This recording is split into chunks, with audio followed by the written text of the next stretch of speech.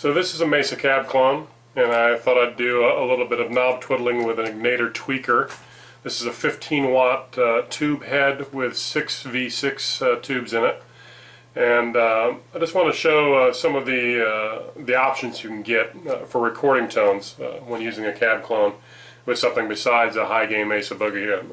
This is right now, let's put it into clean mode.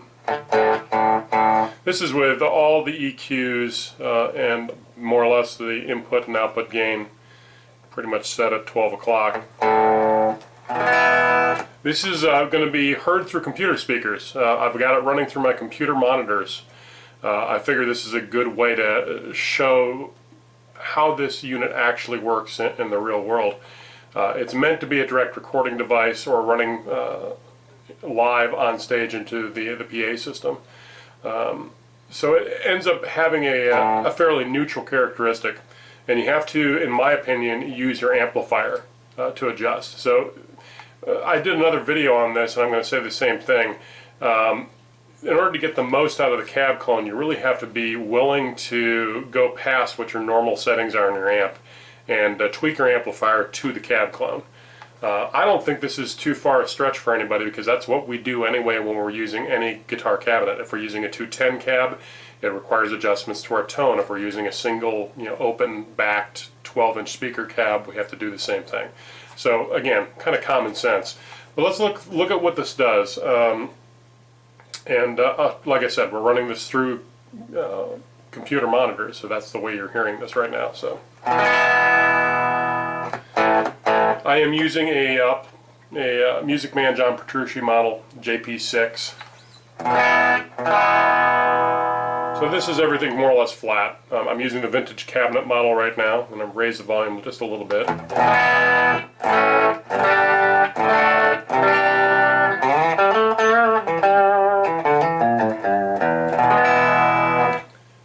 The cool thing about the tweaker is it's got lots of things you can do, switching different gain stages in and out in different tone stacks. So this is the hot.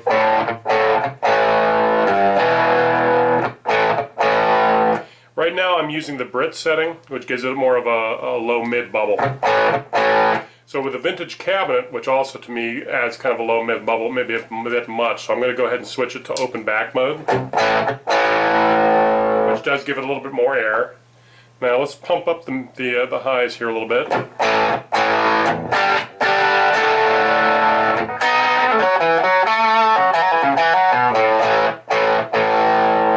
I'm going to take this out of the vintage and into the modern setting on the master on the Egnater.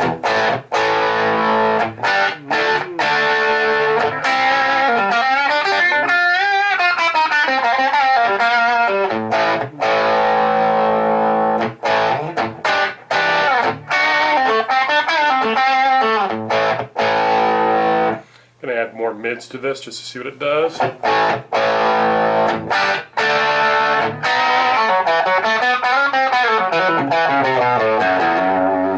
Add more bass. I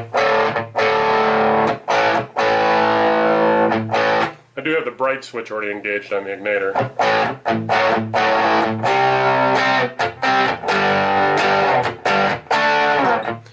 Now if I wanted to get this a little bit thinner, I would switch up to the USA setting on the Egnater.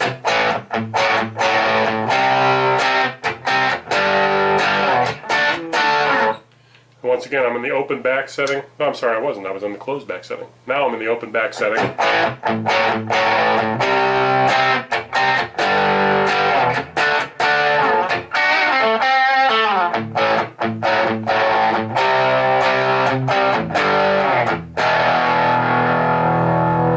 Now I'm going to put a Barber LTD, kind of boost this a little bit, see what it does.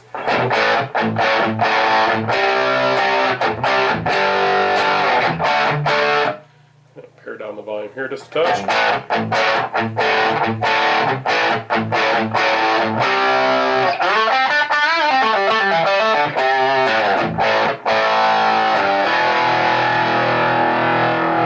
Okay, I'm going to take the tones, take the bass down a bit. I'm going to scoop the mids out a bunch. See, that may be a little thin for me. Now I'm going to take the vintage cabinet mode on the cab clone. See what that does for me. See, there's something about that I like. It's a little darker, but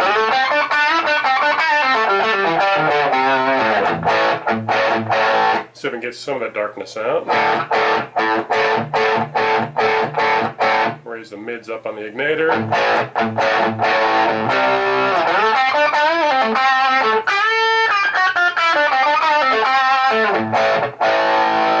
It's kind of spitty, I like that.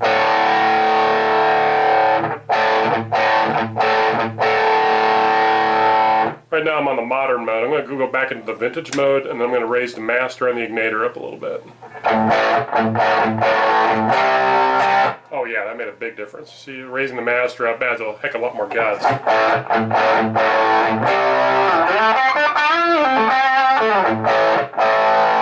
Let's take the LTD out and just listen to the amp. Raise the amp gain up just a touch more.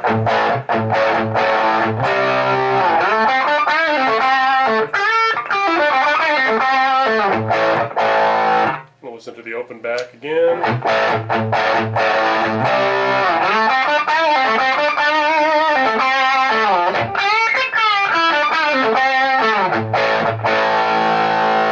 See, that might be a little toppy for me, but if I take the, I'm going to take my input mixer and take some of the top end out there, take some of the mid out there.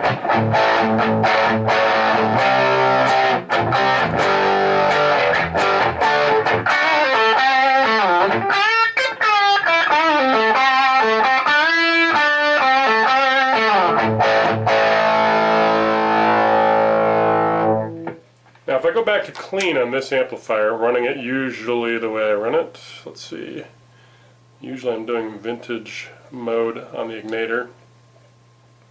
Run the gain down a little bit so it's more or less a clean. So with this amp I like to use a lot of pedals, so I'm going to use a Keeley Luna Overdrive, which is hard to describe, something like a fuzz box into an amplifier sound. It's a little buzzy. But in all the best ways.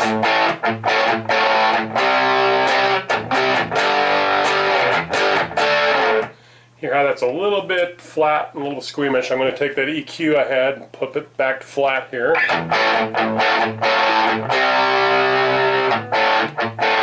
See, it's a real thin, kind of squonky sound, but it works really well in recording. So I'm going to take, let's pump some mids back into it. Take the highs down a little bit. Oh yeah, I'm going to put it on the Brit mode on the Egnater. That usually gives me a little bit more low mid. See, there you go.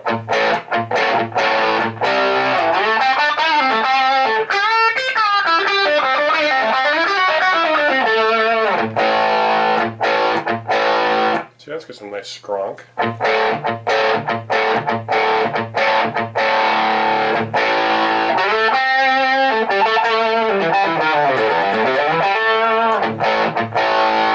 The reason I like using pedals is I can add my effects, and I'm going to put in an Eventide harmonizer here.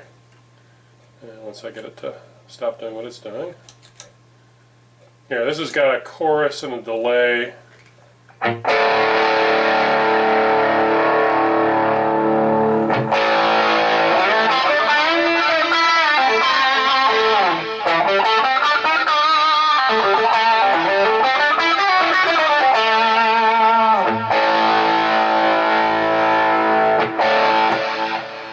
The LTD to get a little more mid bump.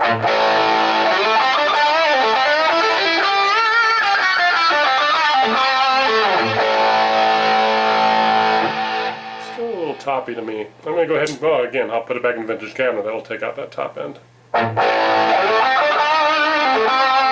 that gets rid of the fizz, and then you can add a little more board EQ, which is what I've been doing. I'm reaching over and adding a little bit more treble and just a little bit more mids on the board.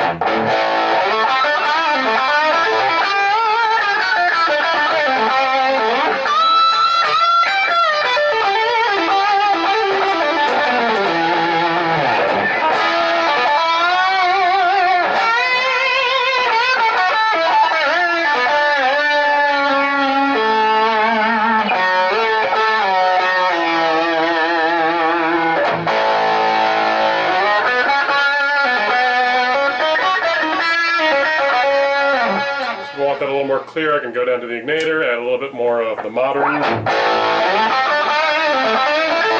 this adds more of a scoop tone. I call it the instant boogie switch on the Egnater.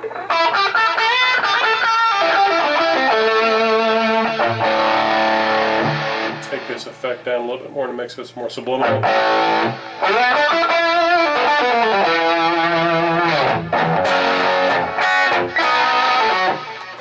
I mean, we can go to the Wampler tape echo and add something that's a little more darker and soupier, maybe.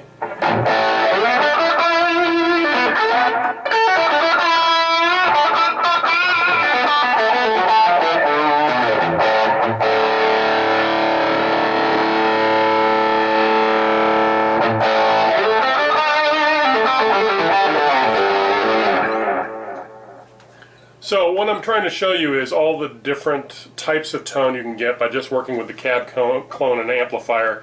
It enables you to reach a lot of settings you wouldn't normally even know exist in your amp, which is cool. But for me, again, it's all about the EQ and making it fit inside of a track.